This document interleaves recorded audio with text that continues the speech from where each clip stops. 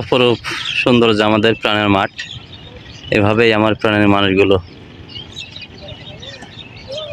চাষবাসের কাজে ব্যস্ত সময় পার করছে বর্তমান।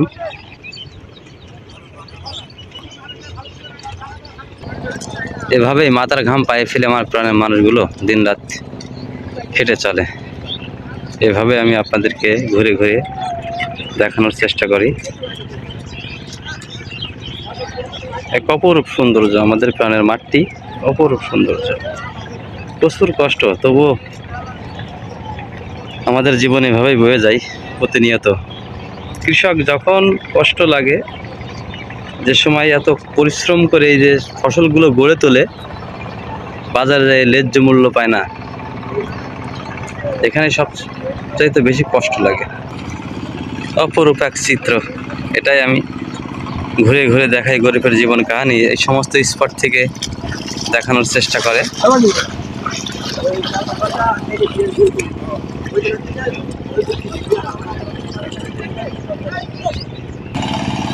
অপরূপ এক চিত্র সেজেছে আমাদের প্রাণের মাঠ। সুবহানাল্লাহ, সুবহানাল্লাহ। প্রাণের মানুষগুলো কেটে চলেছে, এটাই কৃষকের জীবন। আসলে আমার ক্যামেরার তার কারণে আমি হয়তো আপনাদেরকে দেখাতে পারছি না। দেখেন,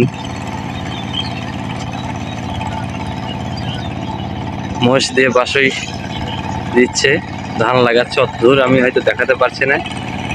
এটাই আমাদের গ্রামের পরিবেশ। ঘুরে ঘুরে আমি আপনাদেরকে দেখিয়ে থাকি। গরিবের জীবন কাহিনীর সাথেই থাকবেন এই সমস্ত প্রাকৃতিক ভিডিও পেতে। এটাই বর্তমান আমাদের মাঠের চিত্র।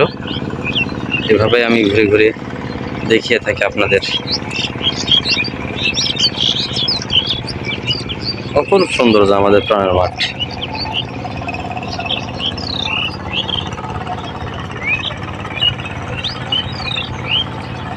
ভালোবাসার মানুষগুলো ধান লাগাচ্ছে, খুব পরিশ্রম ভাই। এই সমস্ত কাজগুলো খুবই পরিশ্রম।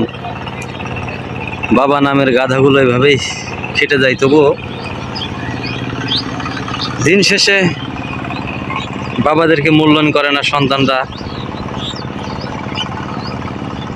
এই চিত্রগুলোই তুলে ধরে আমি বাপ নামের মানুষগুলো কিভাবে পরিশ্রম করে, মাথার ঘাম পায়ে ফেলে এভাবেই প্রতিনিয়ত খেটে মরে, সংসারের ঘানি টানে। সরল মানুষগুলো, আল্লাহ পাক তাদেরকে বেহেশতের সর্বোচ্চ স্থান দান করুক, এটাই আমি চাই। এটাই আমি ঘুরে ঘুরে দেখানোর চেষ্টা করি।